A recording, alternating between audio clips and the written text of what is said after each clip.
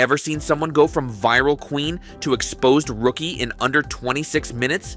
Angel Reese walked into that preseason game ready to dominate, but Napheesa Collier, she walked in ready to teach.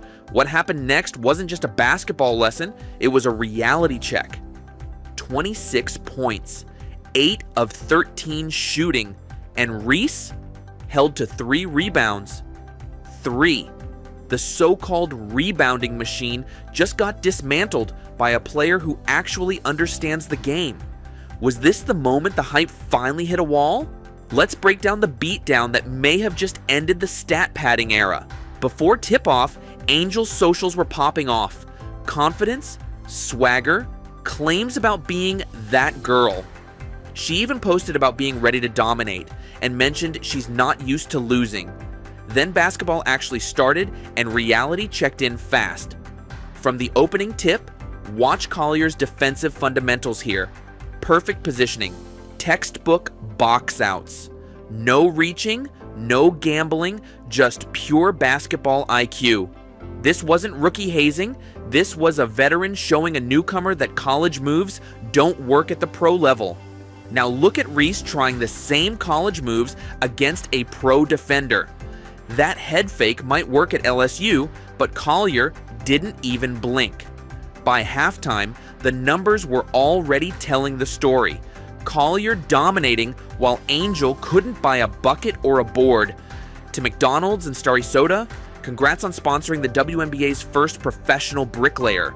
Those commercials might be the only highlight reels she'll star in this season.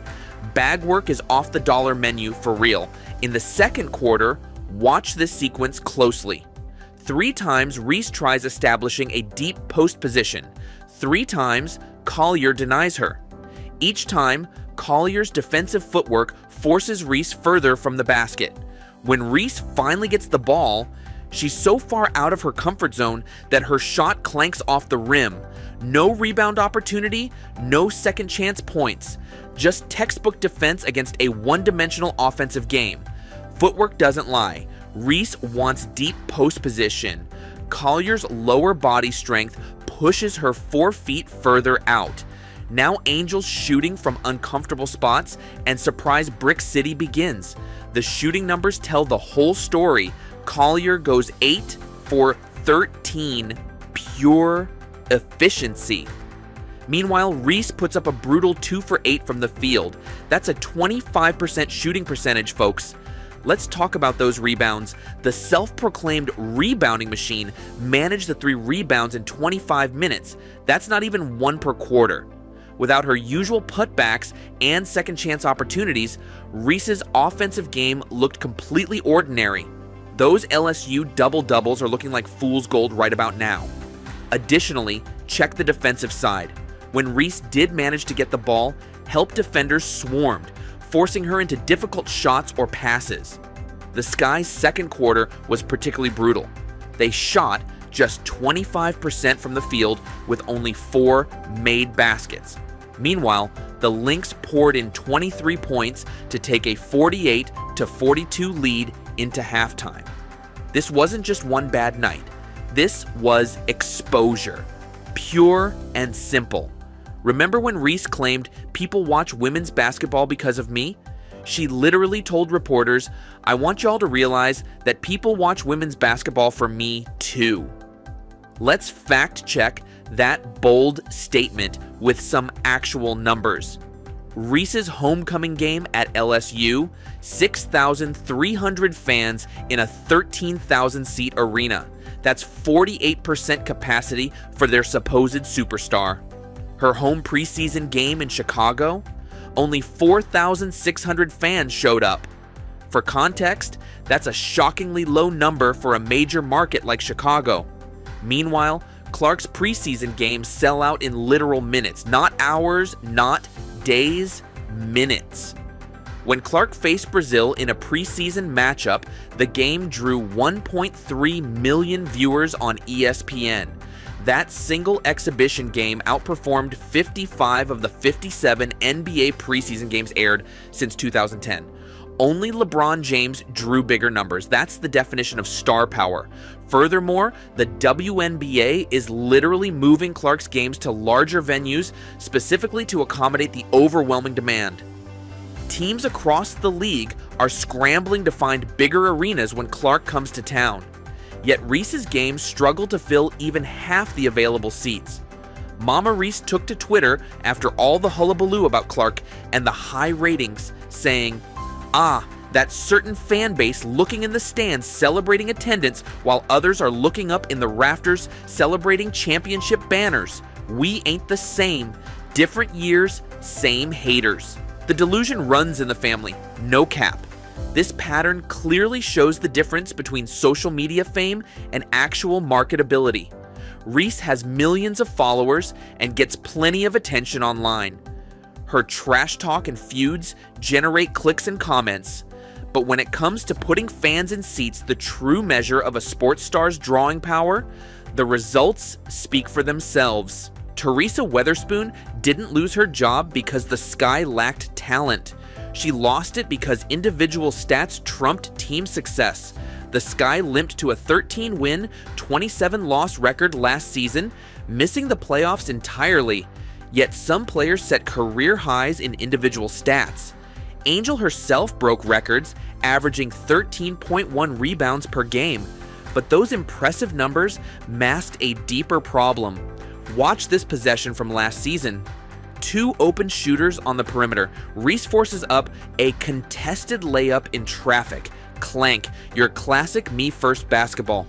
Game footage shows a team that looked completely disjointed.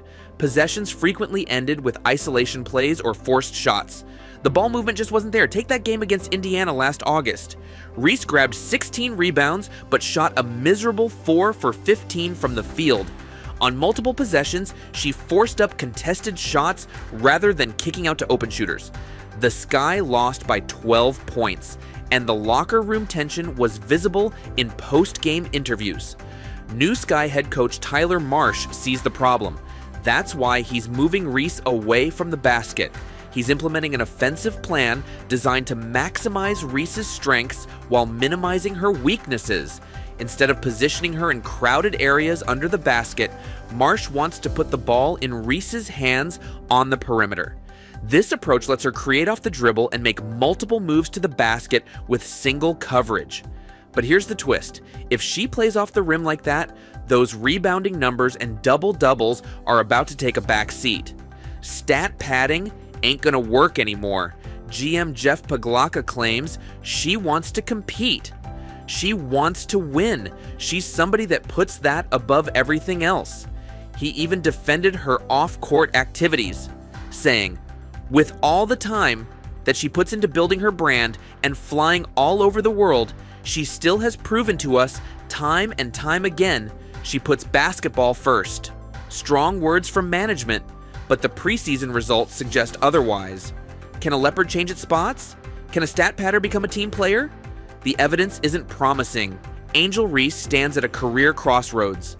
Continue chasing empty stats and Instagram likes, or develop actual basketball skills that contribute to winning games.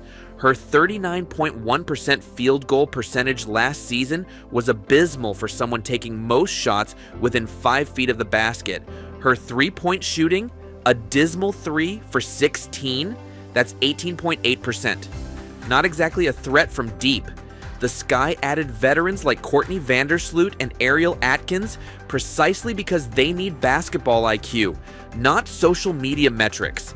Vandersloot's brilliant playmaking should create better spacing, keeping Reese from facing constant double teams. This could help her become more efficient on offense without needing to force shots. Collier represents everything Reese isn't, yet efficient, team-focused, and concerned with banners instead of brands. Her defensive footwork, positioning, and basketball IQ were on full display in their matchup.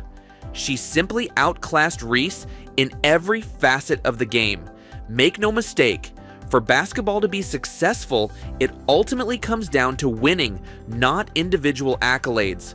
For Reese to truly succeed, she'll need to prioritize team success over personal stats.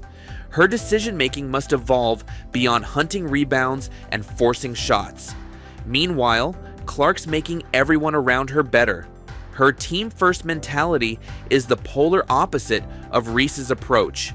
Teams are literally moving games to bigger arenas to accommodate her fans, actions speaking louder than Instagram captions. The outlook and call to action.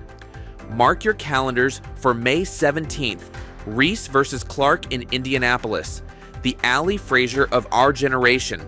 The season opener between Reese's Sky and Clark's Fever will be particularly telling. Will fans show up to see Reese, or will they be there for Clark? Based on what we've seen so far, the answer seems obvious. Based on this preseason performance, the gap between these players isn't closing. It's widening faster than Angel's shooting percentage is dropping. Women's basketball deserves players focused on elevating the game, not just their personal brands. The numbers don't lie about who's actually driving that growth. The path forward is clear. Reese needs to embrace team basketball, improve her shooting efficiency, and channel her competitive energy toward winning games rather than filling stat sheets. If she can make this transition, she might become the player she claims to be. But if she continues prioritizing personal glory over team success, the gap between her and players like Clark and Collier will only widen. The WNBA is unforgiving to players who can't adapt. The question isn't whether Reese has talent. She clearly does. The question is whether she'll use that talent to help her team win games.